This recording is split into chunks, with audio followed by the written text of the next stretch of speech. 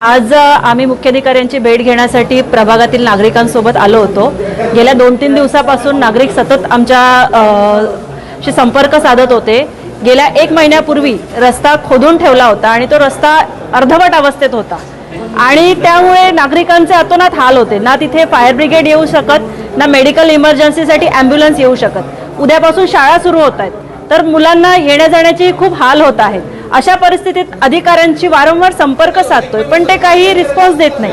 त्यामुळे आज आम्ही मुख्याधिकाऱ्यांची भेट घेतली आणि त्यांना आम्ही काही आमच्या सूचना होत्या, त्या सूचना त्यांच्या समोर मांडल्या। त्यानुसार त्यांनी आम्हाला आश्वासन दिलं आहे की उद्यापासून या कामास सुरुवात करण्यात येणार आहे। सीओ साहेबांना आम्ही असं सांगितलं आहे की जर या कामाची सुरुवात उद्यापासून झाली नाही तर परवापासून आम्ही नागरिकांसोबत तिथे उपोषणास बसणार आहे।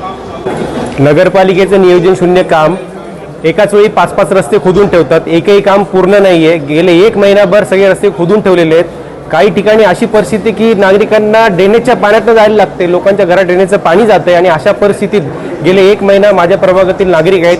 काही ठिकाणी रस्त्यावरती गाड्या अडवून ठेवल्यात, पण गाड्या काढता येत नाही नगरपालिकेत, त्यामुळे रस्त्याची कामं अडलेली आहेत। माझ्यासमोर जे नागरिक आहेत त्यांच्या घराच्या आतमध्ये ड्रेनेजचं पाणी आहे। 1 महिना झाला तिकडे अधिकारी कुठला फिरकत नाही, काम करू असं सांगण्यात येते। शेवटी सहनशक्ती या नागरिकांनी संपलेली आहे, म्हणून त्या सगळे विषय घेऊन आज नगरपालिकेत आम्ही आलेलो होतो।